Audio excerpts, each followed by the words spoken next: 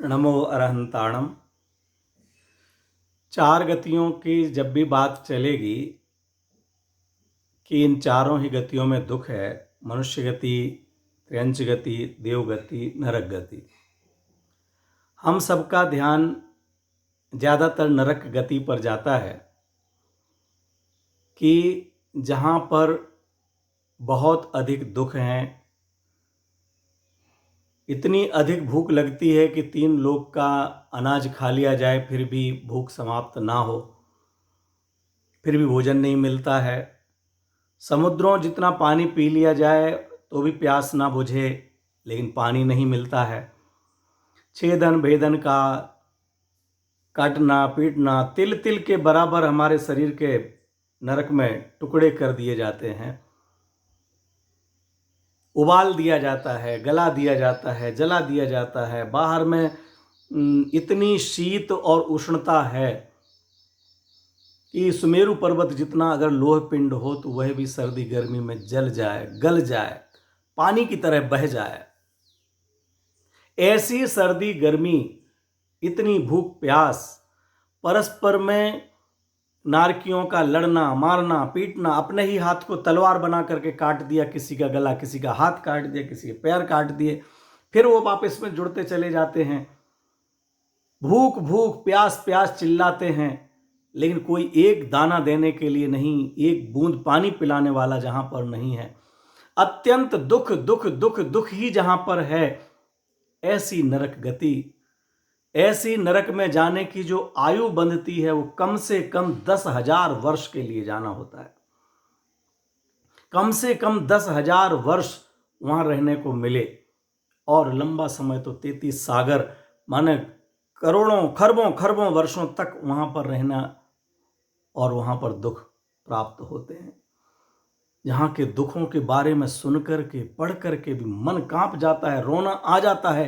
हे प्रभु, मुझे ऐसी नरक आयु का बंधन ना हो। हे प्रभु, मैं ऐसी नरक में ना जाऊं।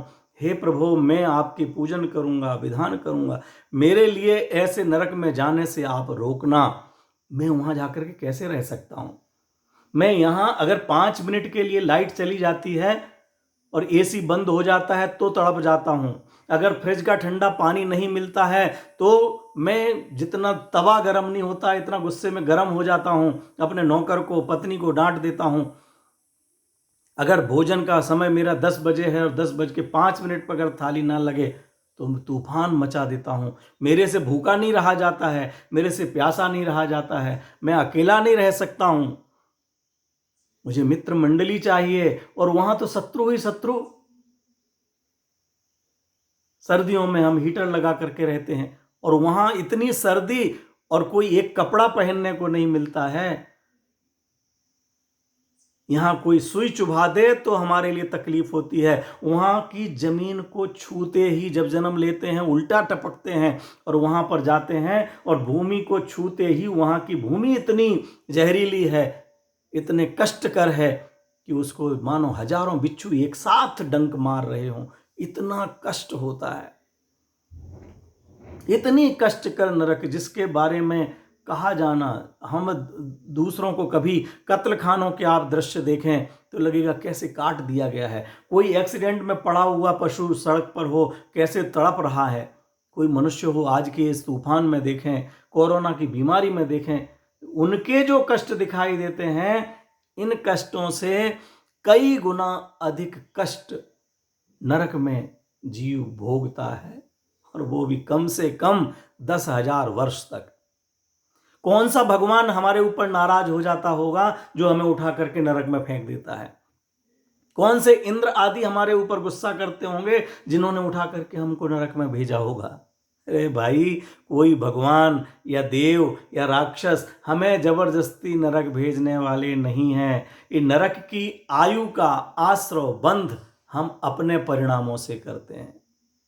यदि हम अपने परिणाम बिगाड़ करके उन कर्मों को आने का निमंत्रण ना दें तो किसी में ताकत नहीं है कि जो मुझे ले जा करके नरक में पहुंचा दे, मुझे नरक के कष्ट पहुंचा दिला दे। कोई मुझे भूख प्यास सर्दी गर्मी छेदन भेदन काटन मारन ताड़न के दुख दिला दे, ऐसा किसी में सामर्थ्य नहीं है।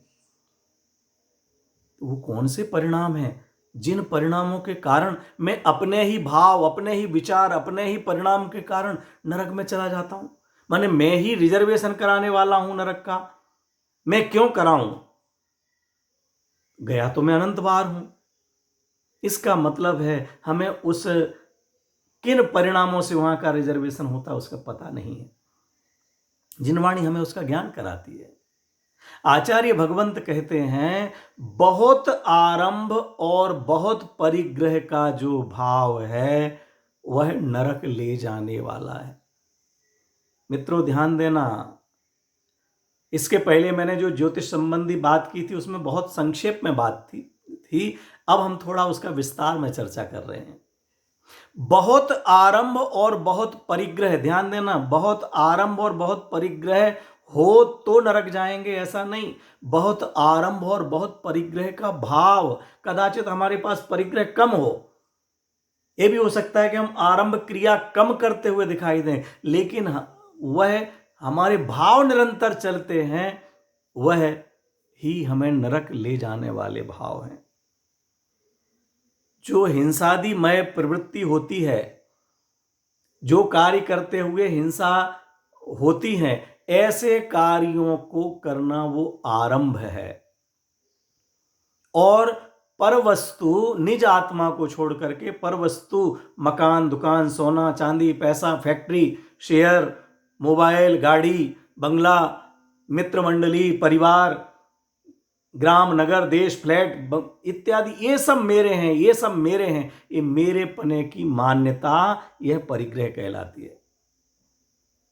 अब इसमें भी बहुत आरंभ और बहुत परिग्रह। जिन कार्यों को करने से, जिस दुकान को, जिस फैक्ट्री को चलाने में, जिस व्यापार के करने में बहुत आरंभ होता हो, बहुत हिंसा होती हो, अनेक जीवों का घात होता हो, अनेक जीव परेशान होते हों, उन कार्यों को करने का भाव, करते रहने का भाव, नई नई योजनाएं बनाने का भाव। अभी लॉकडाउन में महीनों से हो सकता है आपकी फैक्ट्री बंद हो सकता है आपका ऑफिस बंद हो सकता है आपके दुकान बंद हो, लेकिन दिमाग में योजनाएं चल रही। बस अब 2 महीने बाद लॉकडाउन खुलेगा, तब ये काम करेंगे, ये काम करेंगे, एक फैक्ट्री और खोलना है, वहाँ से माल लाएंगे, वहाँ पर माल बेचेंगे, वहाँ से खरीदेंगे, वहाँ सस्ता है, वहाँ महंगा है, मैं वहाँ जाऊँगा, मैं अमेरिका जाऊँगा, जापान जाऊँगा, वहाँ से सामान लेकर के आऊँगा और यहाँ पर बेचूँगा, एक और नया उद्योग प्रारंभ करूँगा।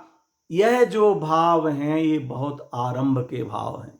घर गृहस्थी में रहती हुई बहनें हैं, बस लगे हैं, अब धुले हुए भी कपड़े धोना, पोंछा लगा हुआ है फिर भी पोंछा लगाना, नौकर से लगवाना, तू क्या कर रहा है, थोड़ी और सफाई कर, वहां देख धूल लगी हुई है, वहां देख वहां पर जाला लग रहा है, कुछ ना कुछ करते रहना, लगे रहना, लगे रहना।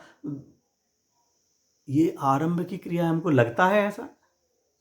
कोई भी चीज उठाते पिटाते हम शांति से बैठ नहीं सकते हैं कि स्वाध्याय कर सकें। दिन भर फ्री हैं, क्या करें, ये ऊपर से टांड में से कुछ सामान निकालो, अलमारी में से कुछ सामान निकालो, इस अलमारी का सामान उस अलमारी में रख दो, यहाँ के बर्तन वहाँ रख दो, कुछ ना कुछ करते रहना, करते रहना। उसमें हिंसा हो रही है, सामान उठाने रखने में जीव घात हो रहा है, इसका हमें विचार ही नहीं है। व्यापार धंधा बढ़ाए जा रहे हैं, बढ़ाए जा रहे हैं, बढ़ाए जा रहे हैं। कितना ये परिवार मेरा है, ये भी मेरे, वो भी मेरे, वो भी मेरे, एक फ्लैट वहाँ पर है, एक प्लॉट वहाँ पर है, एक मकान वहाँ पर है, वो भी मेरा है। और मैं योजना बना रहे हैं 5 साल में दुगना हो जाएगा, इतने साल में और पैसा हो जाएगा। और अंततः ये जीव इन आरंभ परिग्रह के भावों से मनुष्य आयु पूरी करके एक समय के में ही, एक समय माने सेकंड का असंख्यात्म भाग, बहुत छोटा हिस्सा, उतने में ये जीव मर करके नरक में पहुंच जाता है। यहां लोग सोच रहे हैं भाई साहब पलंग पर आराम कर रहे हैं, दवाई दी थी तो वो आराम कर रहे हैं, कोई जगाना मत, और वहां पर भाई साहब पहुंच करके कटने लगे हैं, पिटने लगे हैं, मरने लगे हैं, तड़पने लगे हैं। ये आरंभ परिग्रह का भाव मिथ्यात्व के साथ में, मिथ्या दर्शन के साथ में बहुत हीन आचरण करना, वह भी नरक आयु का कारण है। बहुत अधिक मान करना, वह भी नरक आयु का कारण है। बहुत अधिक जिस चाहे पर जब चाहे क्रोध करते रहना, गुस्सा करते रहना, ये गुस्सा करना भी नरक का कारण है। भाई हम अगर कोई छोटा मोटा नुकसान होता है उसके समय में हमें समता रखना आना चाहिए, समता धारण करना आना चाहिए। दूसरे के धन का अपहरण करना, दूसरे के धन पर भी कब्जा करना, दूसरे के मकान पर कब्जा करना, अलग अलग प्रकार से अपनी इंद्रियों को विषय भोगों में लगाना, बस ये टीवी देख रहे हैं, टीवी पर ही हम लड़ाई झगड़ा किए जा रहे हैं, इसको मार देना चाहिए, उसको वो ये आग लगा देना चाहिए, उसको ऐसा करना चाहिए। ये तरह तरह के जो खोटे भाव आते हैं, यह भाव नरक में ले जाने वाले हैं, अनंत दुख के कारण हैं। मित्रों, बहुत हमारे लिए सुंदर अवसर मिला है, हम अपने भावों की पहचान करें, जिनवाणी के माध्यम से तत्व ज्ञान करें, अपना आत्म वैभव समझें, आत्म वैभव जानें। वहाँ पर ऐसे भाव करने की कोई आवश्यकता ही नहीं है। मैं तो ज्ञान और आनंद स्वभावी हूँ, इसका आनंद लें। आगे की चर्चा